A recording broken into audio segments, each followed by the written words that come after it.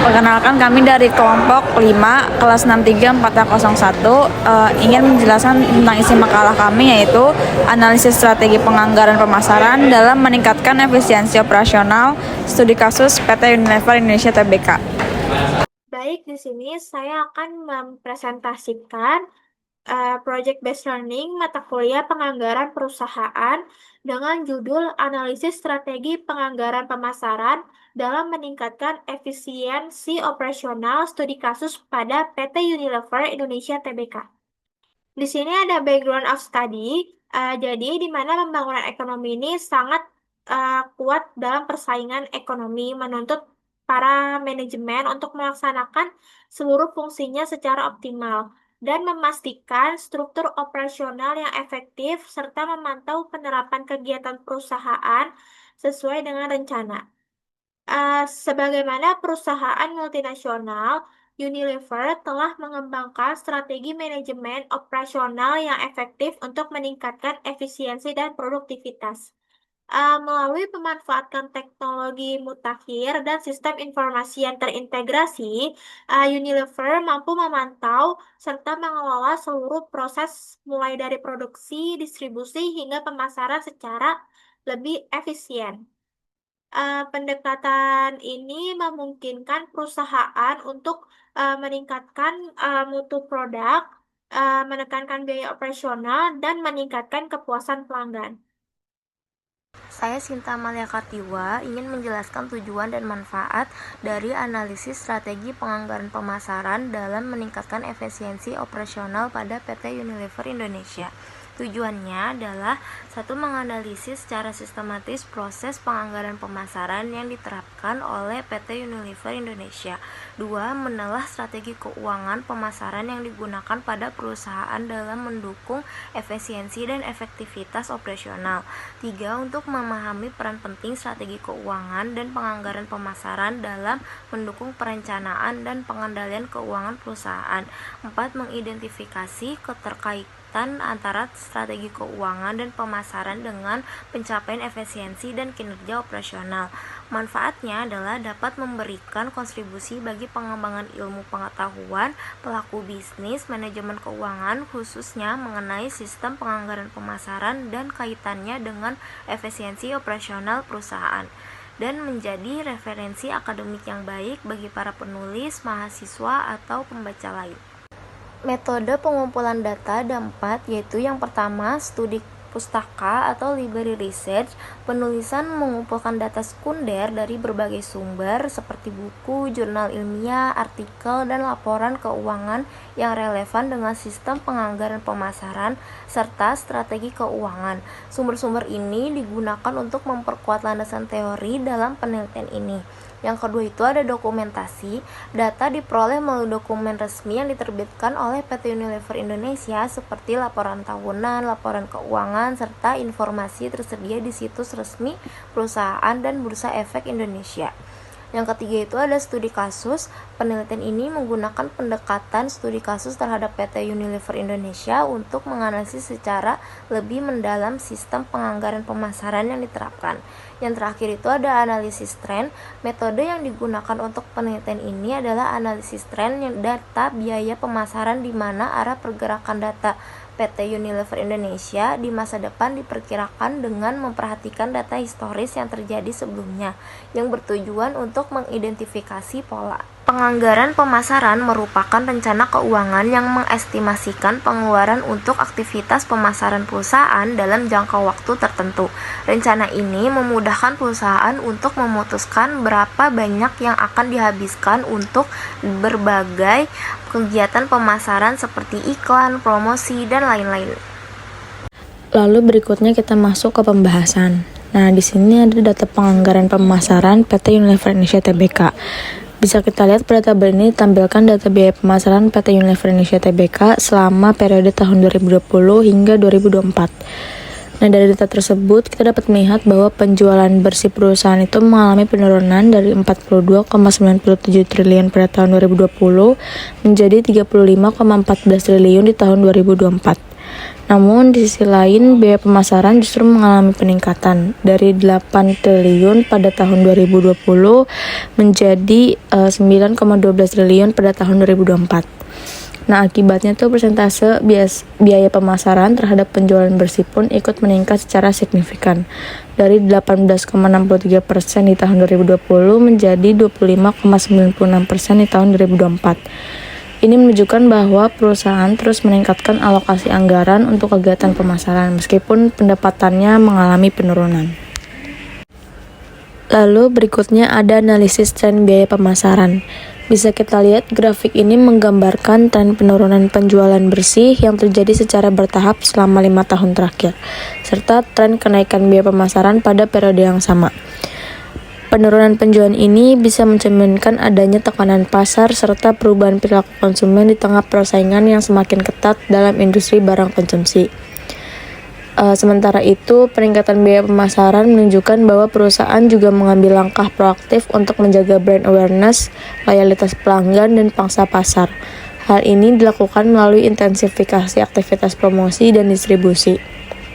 Jadi dengan kata lain, meskipun menghadapi penurunan pendapatan, PT Unilever juga tetap konsisten dalam memperkuat strategi pemasaran untuk mempertahankan posisinya di pasar. Jadi, grafik ini secara keseluruhan menggambarkan adanya pergeseran strategi dari fokus pada volume penjualan menuju peningkatan kualitas interaksi dengan konsumen melalui kampanye pemasaran yang lebih agresif dan terstruktur. Selanjutnya ada metode persentase penjualan. Nah, pada metode ini tuh untuk perhitungannya menggunakan rumus anggaran pemasaran sama dengan persentase dikali penjualan bersih dan menggunakan rata-rata data biaya pemasaran pada tahun 2022.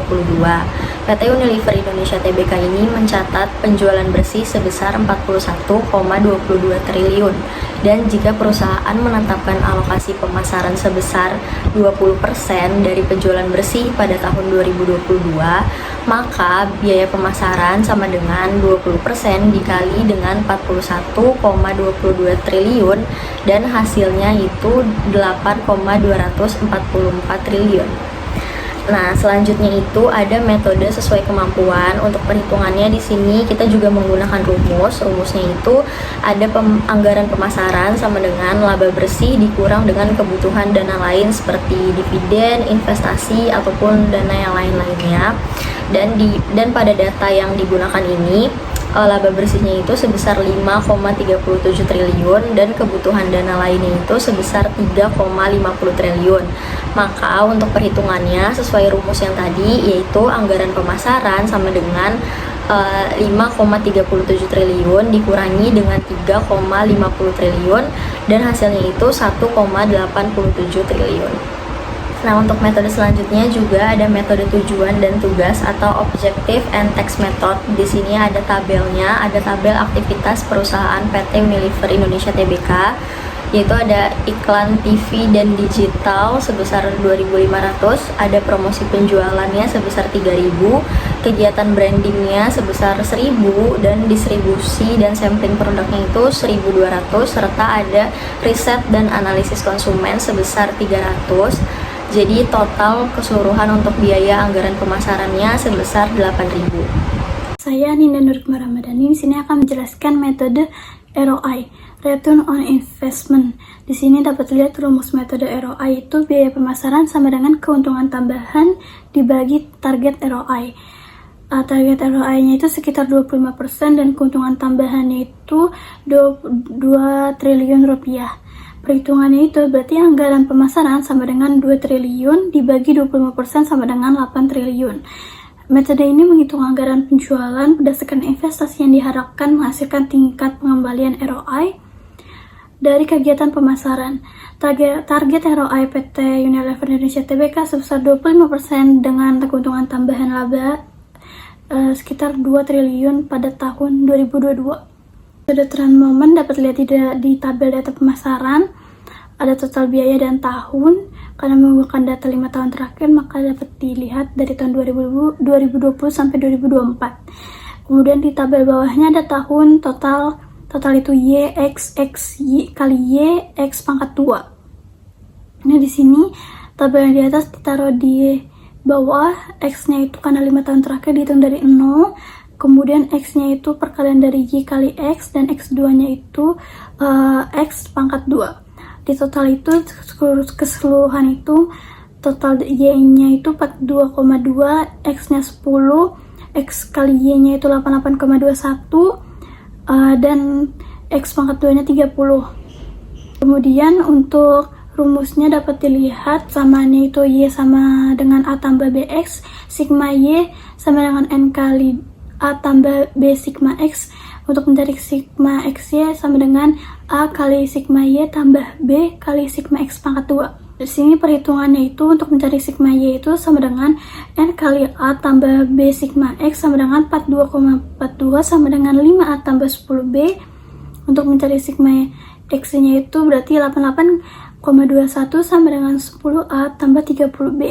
Di sini di bawahnya untuk perhitungannya 42,42 sama dengan 5A tambah 10B, di bawahnya 88,21 sama dengan 10A tambah 30B. Untuk X2-nya 42,42-nya itu dikali 2, jadinya hasilnya 84,84 sama dengan 5A tambah 20B. X1-nya tidak berubah, dikurang hasilnya itu jadi min 3,37 sama dengan min 10B. Berarti B sama dengan dipindah tempatkan jadi 3,37 triliun. Substitusikan itu diambil dari sigma Y 42,42 sama dengan 5A tambah 10B. 42,42 sama dengan 5A tambah 10 kali 3,37. 42,42 sama dengan 5A tambah 3,7. 42,42 dibagi 3,7 itu 8,72 sama dengan 5A. A berarti sama dengan 8,72 bagi 5 sama dengan A sama dengan 1,744 triliun. Diketahui A-nya 1744, B-nya 3,37. Persamaannya itu berarti Y sama dengan A tambah BX, berarti Y sama dengan 1,744 tambah 3,37 dikali 5 sama dengan Y sama dengan 1744 tambah 16,85. Berarti Y-nya itu 18,594 triliun. Kesimpulannya, PT Unilever Indonesia Tbk menerapkan berbagai metode penganggaran pemasaran yang dirancang secara strategis dan juga disesuaikan pada kondisi keuangan serta tujuan pemasaran perusahaan. Menggunakan 5 metode pemasaran dan memberikan pendekatan yang beragam namun saling melengkapi. Ada metode presentasi penjualan sesuai kemampuan, tujuan dan tugas, metode ROI, dan metode trend moment. Dari kelima metode tersebut, nilai ideal anggaran pemasaran PT Unilever Indonesia Tbk berada pada angka 8 triliun rupiah yang muncul secara konsisten dalam beberapa pendekatan, menunjukkan bahwa PT Unilever Indonesia Tbk telah mengintegrasikan strategi penganggaran pemasaran dengan baik dan dalam rencana bisnisnya dan menjaga efisiensi biaya, efektivitas kinerja pemasaran sekaligus mendukung daya saing perusahaan. Sekian dari kelompok kami, kurang lebihnya mohon maaf, semoga bermanfaat. Wassalamualaikum warahmatullahi wabarakatuh.